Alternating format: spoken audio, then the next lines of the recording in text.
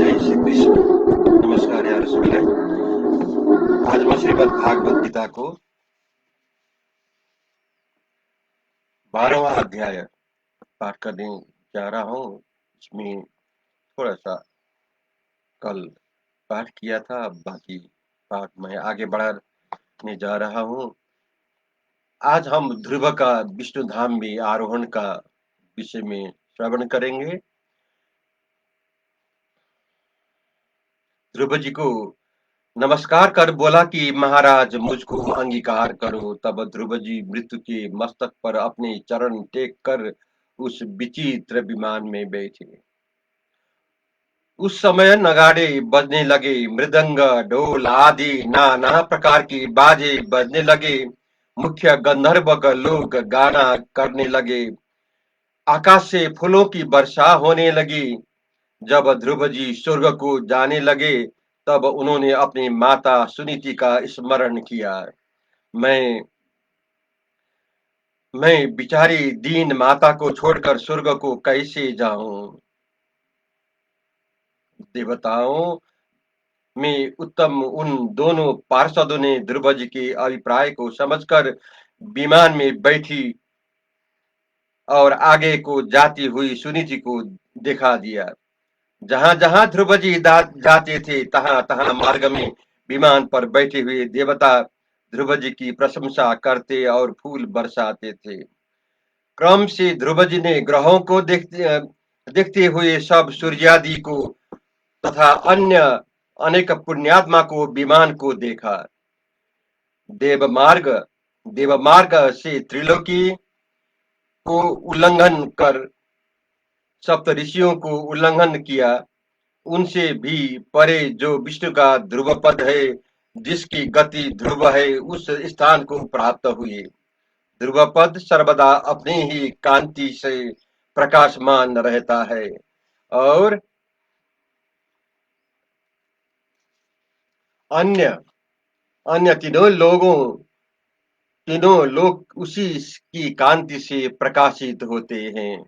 ध्रुव जी श्री कृष्ण भगवान के पारायण होने से निर्मल तीनों लोकों को मुकुटमणि होकर आज तक विराजमान है। ध्रुव जी को महिमा ध्रुव जी को महिमा को देखकर नारद ऋषि ने प्रचेताओं के यज्ञ में जाकर 3 श्लोकों में ध्रुव जी की महिमा गाई। ध्रुव जी का चरित्र धन यश और आयु का देने वाला तथा पुण्यमय स्थान स्वर्ग या ध्रुव पथ करदाता हर्षवर्धक प्रशंसा योग्य और पाप नाशक है। जय श्री कृष्ण। आज मैं 13वां अध्याय शुरू करने जा रहा हूँ। इसमें विष्णु के पिता अंग का वृतांत कहना। वेणु सॉरी इसमें वेणु के पिता अंग का वृतांत कहना। भयो ध्रुव ही के वंश जिमी यह शुभ बेन निपाल, सो 13वें अध्याय में वर्णे कथा रसाल। सूत जी बोले, मैत्री जी के मुख ध्रुव से, इसको फिर सुनिए। मैत्री जी बोले, इसको फिर सुनिए। सुत जी बोले, मैत्रेय जी के मुख से ध्रुव जी को विष्णु पद मिलने की कथा सुनकर अधोक्षज भगवान के भगवान ने अधिक भक्ति भाव बढ़ जाने से विदुर जी के ने मैत्रेय जी से फिर प्रश्न करना आरंभ किया। विदुर जी ने पूछा कि हे सुव्रत, जिन प्रचेताओं के यज्ञ में आकर नारद ने ध्रुव पद की श्लाघा की थी, वे प्रचेता नामक किसके पुत्र थे और उन्होंने यज्ञ कहाँ किया था? वह नारद जी ने जो कुछ भगवान की कथा वर्णन की है, वो सब आप मुझसे कहो, क्योंकि भगवत कथा सुनने की मेरी अभिलाषा रह करती है। यह सुन मैत्रेय जी बोले कि जब ध्रुव जी अपने पुत्र उत्कल को राज तिलक दे वन को चले गए थे, तब उत्कल ने अपने पिता के चक्रवर्तीपन तथा राजलक्ष्मी और राज्य सिंहासन की इच्छा नहीं की, क्योंकि वह जन्म है से शांत चित्त था, क्योंकि वह जन्म ही से शांत चित्त का था। लोक में सबकी आत्मा को अपनी आत्मा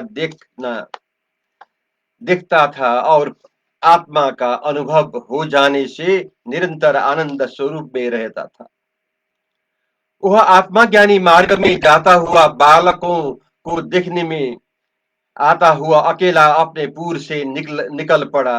राज मंत्री सहित कुल के वृद्ध पुरुषों से उस उत्कल को मूर्ख और उन्मत्त मानकर उससे छोटे भाई भाम के पुत्र बत्सर को राजा बनाया। बत्सर की प्यारी शोरबी नाम श्री के पुष्पर्ण तिग्म केतु ईश उर्ज बसु और जय नाम वाले 6 पुत्र हुए।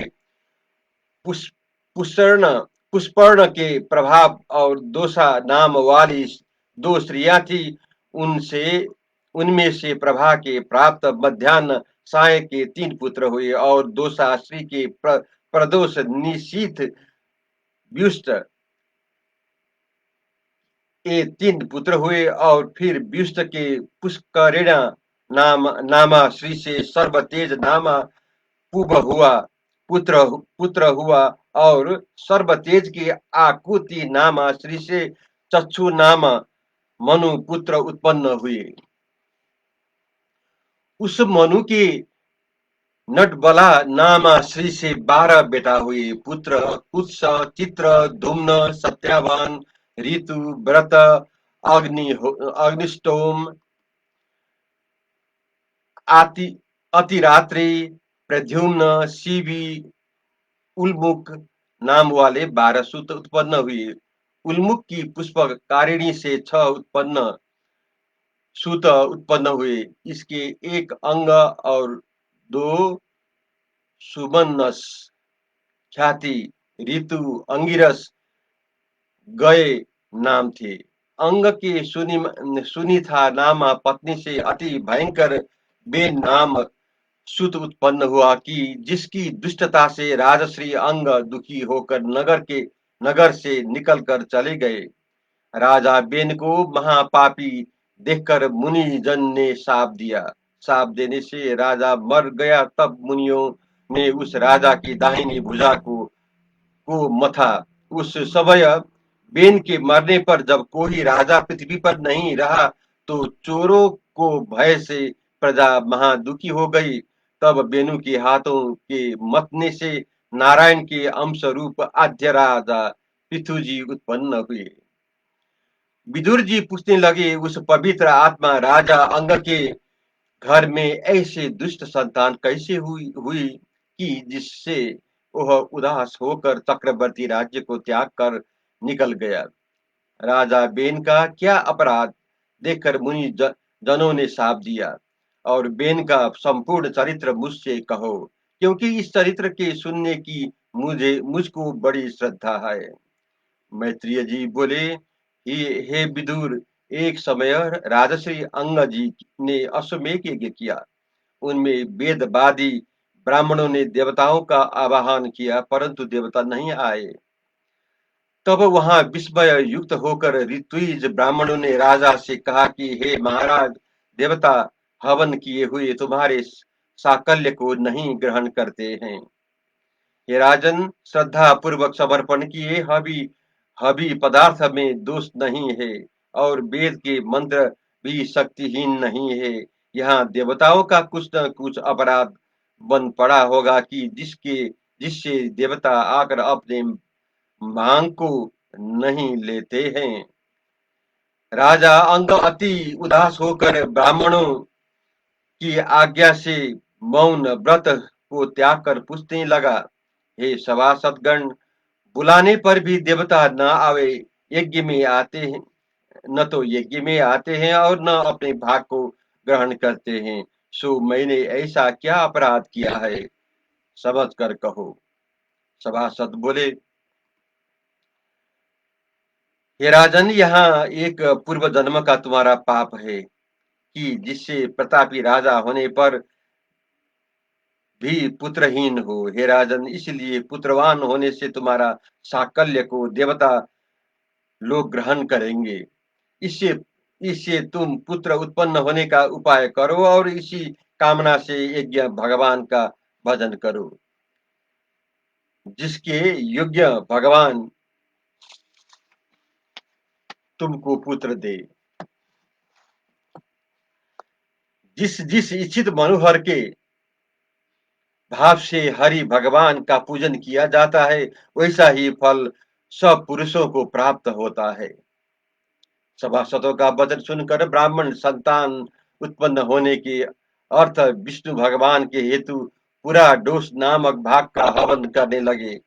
हवन करते ही सुवर्ण की माला और निर्मल वस्त्र धारण किए एक पुरुष सुवर्ण के पात्र में पकी हुई खीर हाथ में लिए अग्निकुंड से निकला। ब्राह्मण की आज्ञा से उदार चित्त राजा ने वह खीर आनंदित होकर अपने हाथों में ले ली और सूख कर अपनी रानी को दे दी। फिर वह रानी पुत्र देने वाली उस खीर को खाकर अपने पति के संग से गर्भवती हुई। समय पूर्ण होने पर रानी के पुत्र उत्पन्न हुआ। बालकाल बालक बाल्यावस्था से ही आपने अपने से नाना की चाल पर चलने लगा। अर्थात इसकी माता सुनीता का पिता मृत्यु अधर्म के अंश से उत्पन्न हुआ था। इसी से ये बालक बेन भी अधर्मी हुआ। वह बालक धनुष बाण उठाकर वन में मृगया के अर्थ विचारता हुआ पशु को और दीन जनों को निरपराध मारता फिरता था, जिसे सब मनुष्य यह बीन है ऐसा पुकारते थे।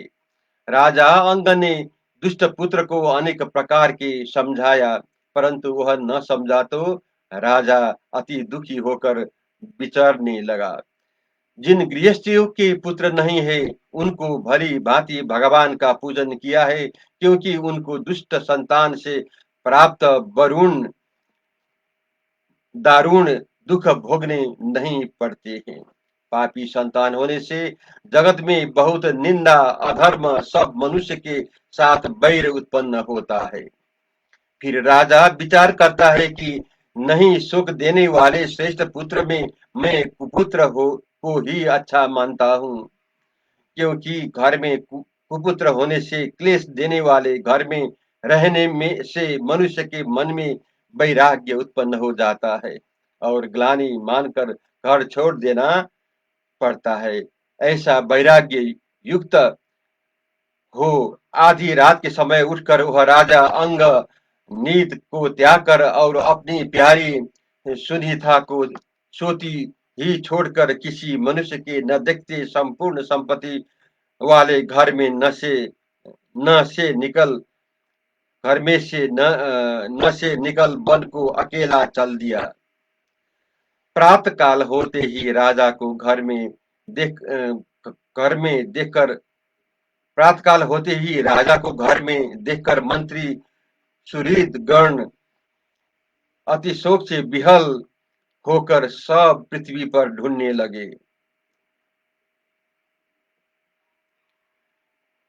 खोजने वालों को जब राजा अंग कहीं नहीं मिला तो नगर में पीछे आकर सब ने इकट्ठे होकर मुनि लोगों की सभा में जाए प्रणाम कर आंसू बहाते हुए कहा कि महाराज, हमने सब भूमि ढूंढ डाली, परंतु हमको राजा अंग का पता नहीं लगा। जय श्री कृष्ण।